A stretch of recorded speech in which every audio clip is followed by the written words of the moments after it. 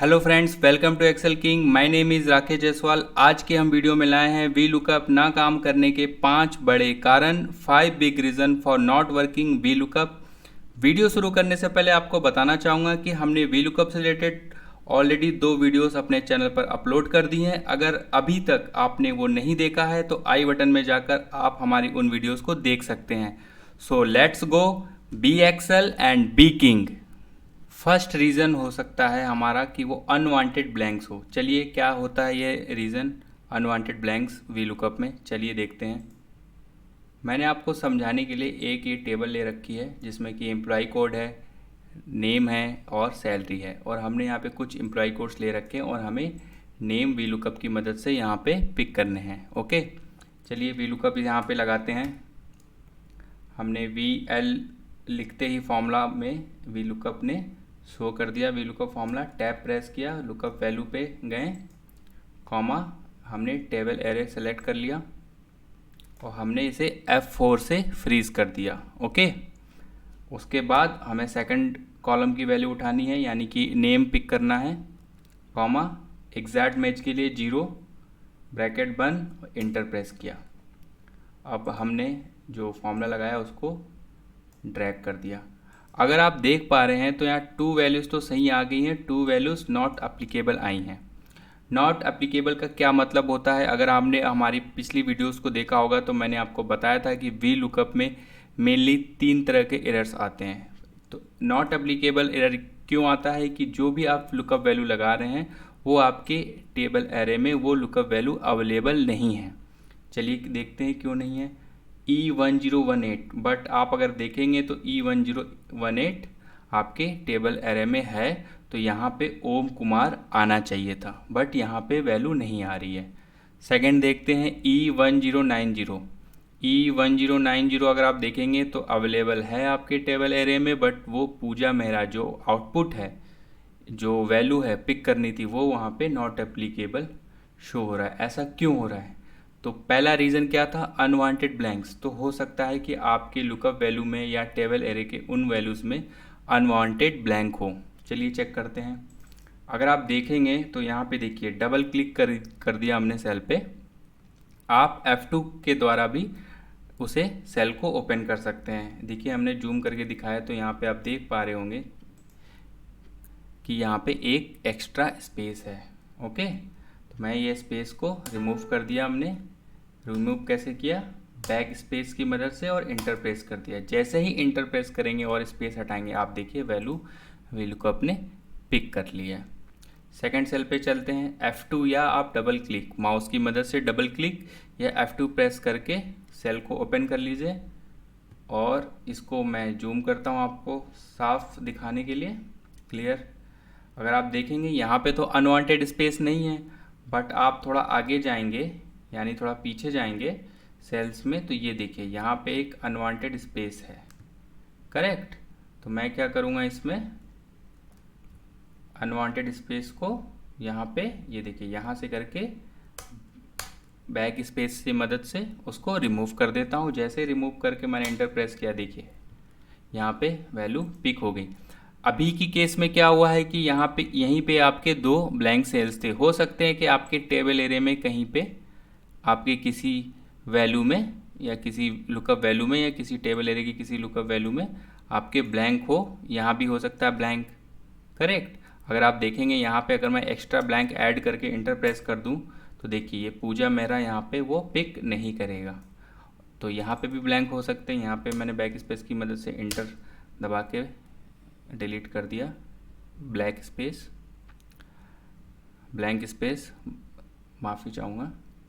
देखिए यहाँ पे ये वैल्यू पिक हो गई।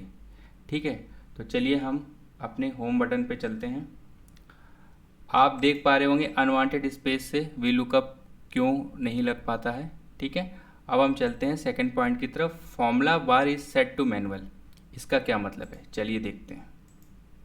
सेकंड रीज़न को मैंने समझाने के लिए मैंने आप पे सेम डेटा लिया हुआ है, वही टेबल ली हुई है, एम्प्लॉय कोड, नेम और सैलरी की, और यहाँ पे कुछ एम्प्लॉय कोड्स हैं और यहाँ पे हमें सेम नेम पिक करना है। चलिए हम वी लुकअप पिक करते हैं, और वी लुकअप पिक करके वी लुकअप फॉर्मूला को हम लगाते हैं। ठीक है, ये लुकअप वैल्यू हो गई टेबल एरे हमने सेलेक्ट कर लिया है, करेक्ट, और हमने इसे फ्रीज करने के लिए F4 प्रेस कर लिया, कॉमा नेम आपको पिक करना है, तो सेकंड कॉलम 2,0 यानी कि एग्जैक्ट मैच, इंटर प्रेस किया, ये देखिए ओम कुमार आया और हमने इसे सिंपली, ये काफ़ी नीचे चला गया है, इसे मैं थोड़ा सा अपने एम्प्लॉय कोड जहाँ तक है वहाँ पे ड्रैग कर लेता हूँ। अरे ये क्या हुआ, अगर आप देखेंगे सभी में ओम कुमार आ रहा है, जबकि एम्प्लॉय आईडी तो आपकी अलग अलग है। इसका ये मतलब है कि ये जो फॉर्मूला है, सेकंड रीज़न क्या था कि फॉर्मूला जो बार है वो मैनुअली सेट होगा। कैसे, देखिए मान लीजिए अभी मैं क्या करता हूँ, इस पे देखिए इंटर, यहाँ पे फॉर्मूला ओपन किया, फॉर्मूला ओपन करने के लिए F2 प्रेस करेंगे, ठीक है। सेल के अंदर जाने के लिए हम क्या करते हैं, F2 प्रेस करेंगे या डबल क्लिक करते हैं माउस की मदद से। तो F2 प्रेस करते ही फॉर्मूला लग गया, इंटर प्रेस किया, यहाँ भी हमने F2 प्रेस किया और इंटर प्रेस किया, तो देखिए यहाँ पे जैसे ही F2 प्रेस किया और इंटर प्रेस किया तो फॉर्मूला अप्लाई हो गया। होता क्या है कि मैं फॉर्मूला अभी आपको फॉर्मूला बार ओपन करके दिखाता हूँ। आपको इसके लिए क्या करना है, फॉर्मूला टैब में जाना है, करेक्ट, टैब में जाइए, लास्ट में एक ऑप्शन होगा कैलकुलेशन ऑप्शंस, यहाँ पे आप क्लिक करेंगे तो आप देखेंगे यहाँ पे मैनुअल का ऑप्शन है। मैनुअल का ये मतलब होता है जब भी आप कोई फॉर्मूला आप लगाते हैं एक्सेल में तो फॉर्मूला ऑटोमेटिक रिफ्रेश नहीं होगा, वो मैनुअली रिफ्रेश करना होगा। मैनुअली रिफ्रेश करने के या तो आप फॉर्मूला लगा के, फॉर्मूला आप जितने भी सेल्स में लगाना चाहते हैं फॉर्मूला लगाइए और शिफ्ट F9 को प्रेस करिए तो वो फॉर्मूला रिफ्रेश होगा। बट अगर आप नहीं करना चाहते हैं तो आप यहाँ पे सेटिंग्स ऑटोमेटिक भी कर सकते हैं। एक और सेटिंग होती है automatic except for data tables, ठीक है, यानी कि सारे फॉर्मूला ऑटोमेटिक काम करेंगे एक्सेप्ट डाटा टेबल्स, डाटा जो टेबल्स है उसके अलावा।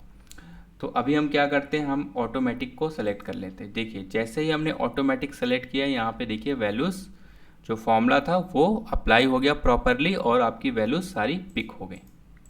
और अगर ऐसा नहीं होता तो हम क्या करते हैं, F2, देखिए हमने जब सेकंड सेल सेलेक्ट किया था तो F2 प्रेस करके इंटर प्रेस किया था, तब वो जाके मैनुअली फॉर्मूला रिफ्रेश हुआ था। तो वो 1 to 1 तो जाके करेंगे नहीं, तो या तो आप ऑटोमेटिक सेलेक्ट कर लीजिए या फिर आप फॉर्मूला लगाने के बाद शिफ्ट F9 प्रेस करिए तो फॉर्मूला, सारे फॉर्मूलाज आपके रिफ्रेश हो जाएंगे, मैनुअली रिफ्रेश होंगे, ठीक है। तो चलिए हम चलते हैं अपने समरी टेबल पे। हमने 2 रीज़न कवर कर लिए, पहला था अनवांटेड ब्लैंक्स, सेकंड था formula bar is set to manual, third है हमारा column index number is out of range from table array.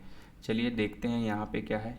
अगर आप ये देख पा रहे होंगे तो मैंने यहाँ पे सेम टेबल ले रखी है और यहाँ पे मैंने नेम जो हैं 4 एम्प्लॉय कोड्स के यहाँ पे वीलुकअप की मदद से यहाँ पे ऑलरेडी मैंने लिए हुए हैं। मान लीजिए अगर आपको यहाँ पे सैलरी आपको यहाँ पे पिक करना है सेम एम्प्लॉय कोड के अगेंस्ट में, तो मैंने यहाँ पे वीलुकअप लगाया हुआ है। तो मैं क्या करूँगा, यहाँ पे किसी भी सेल में जाऊँगा, F2 प्रेस करूँगा या फिर माउस से डबल क्लिक प्रेस करूँगा और वहाँ पे मुझे क्या उठाना है, अब सैलरी उठाना है। तो मुझे पता है कि सैलरी कहाँ पे है, तीसरे कॉलम में, थर्ड कॉलम में। मैंने यहाँ पे 2 की जगह 3 प्रेस करके इंटर प्रेस कर दूँगा और यहाँ पे ड्रैग करूँगा तो सभी में रेफरेंस नाम का एरर आ रहा है। अच्छा, ये एरर क्यों आ रहा है, अगर आप देखेंगे तो ये आ रहा है इनवैलिड सेल रेफरेंस एरर। मैं इसको जूम करके दिखाता हूँ आपको, अगर आप देख पा रहे हो तो एक्सेल आपको खुद ये बताना चाह रहा है, येलो करके आ रहा है इनवैलिड सेल रेफरेंस एरर। इसका क्या मतलब है, चलिए तब समझते हैं। मैंने आपको जो बताया था तीसरा रीज़न, वो क्या था, तीसरा रीज़न ये था कि column index number is out of range from table array. इसका मतलब जो भी आपने वीलुकअप लगाया हुआ है, इसको मैं ओपन करता हूँ, जो भी आपने वीलुकअप लगाया हुआ है उसमें जो आपने टेबल एरे ले रखी है, ठीक है, यानी टेबल एरे आप देख पा रहे होंगे, ये देखिए हाईलाइट भी हो चुका है फर्स्ट एंड सेकंड। और आपने क्या पिक करें, आप तीसरा कॉलम पिक करना चाह रहे हैं यानी कि थर्ड वाला, बट आप देख पा रहे हैं जो टेबल एरे है ना, वो तो 2 हैं, यानी जो भी आप पिक कर रहे हैं वो टेबल एरे की रेंज से ही बाहर है, आउट ऑफ द रेंज जाके आप वैल्यू पिक करना चाह रहे हैं। ओके, तो इस वजह से ये एरर आ रहा है और आपका वीलुकअप नहीं लग रहा है। ठीक है, ना लगने का ये तीसरा कारण है। ठीक है, अभी तो ये डेटा छोटा है, छोटा टेबल है, बट आप कभी जब बड़े टेबल्स में काम करते हैं तो आपको ये समझ में नहीं आता कि क्यों आपका VLOOKUP नहीं लग रहा है। ओके, तो ये तीसरा रीज़न है।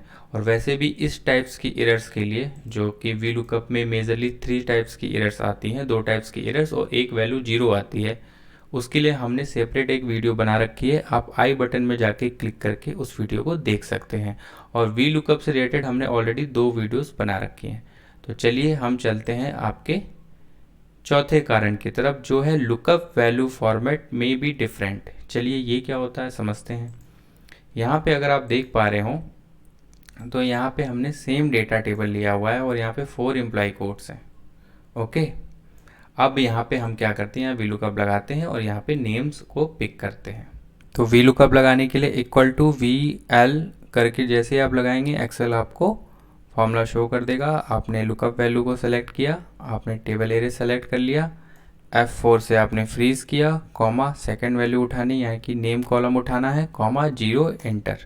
0 किस लिए, एग्जैक्ट वैल्यू के लिए, और आप ड्रैग करेंगे तो आप देखेंगे सभी में नॉट एप्लीकेबल की एरर वैल्यू आ रही है।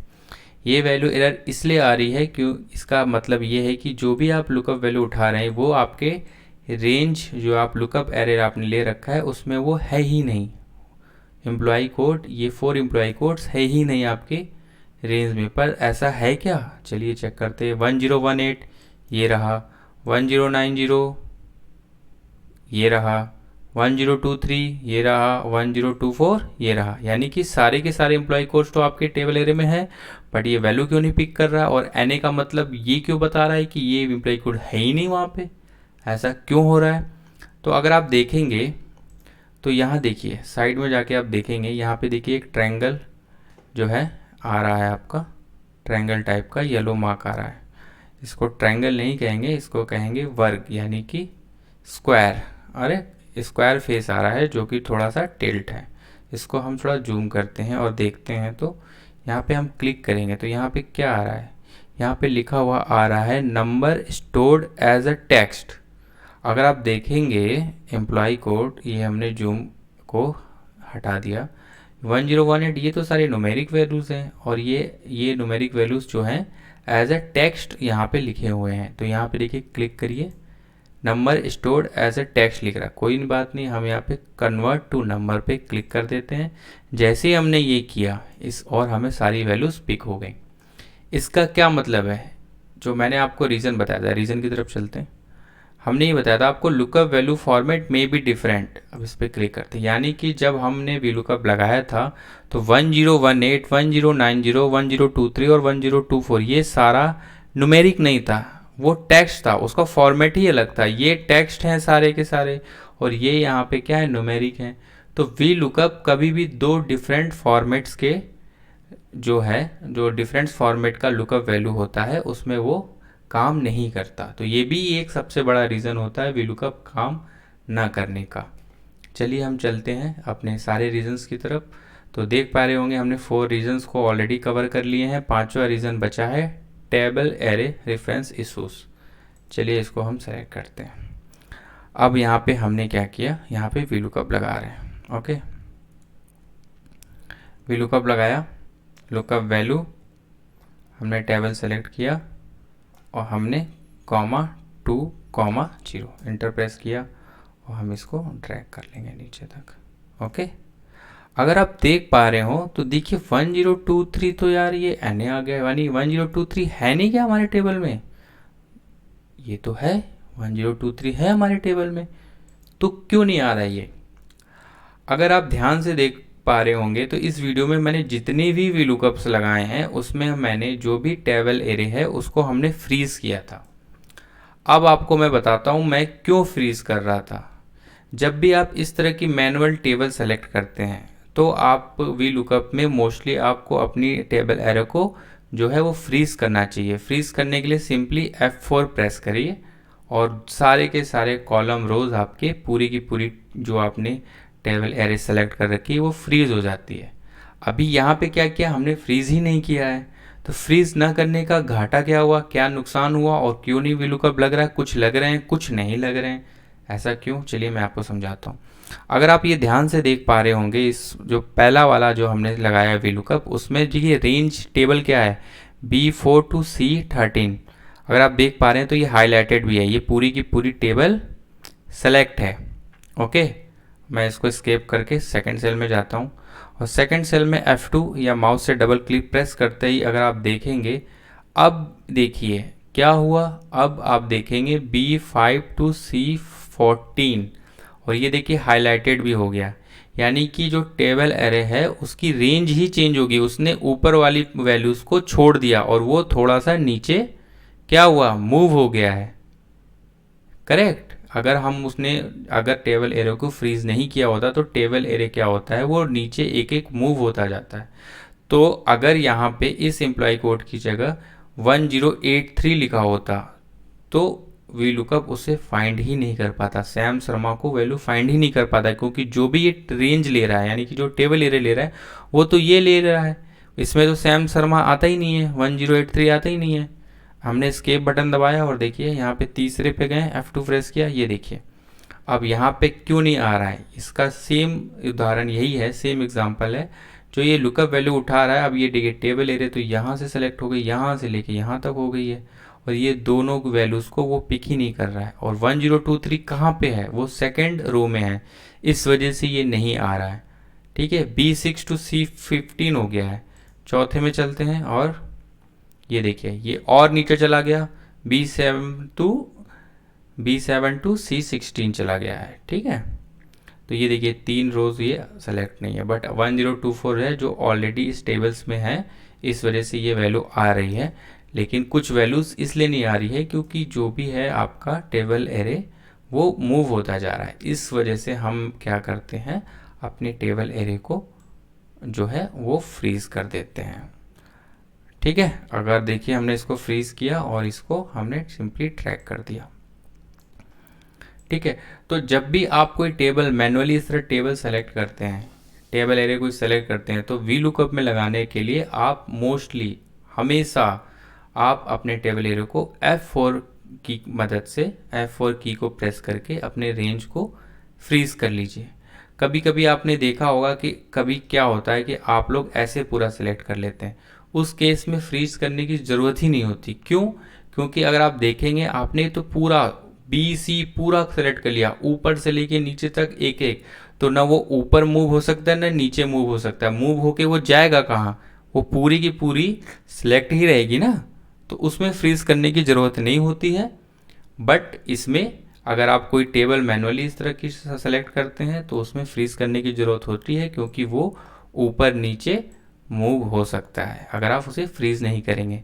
तो आज की वीडियो में इतना ही, मिलते हैं नेक्स्ट वीडियो में, तब तक के लिए नमस्कार।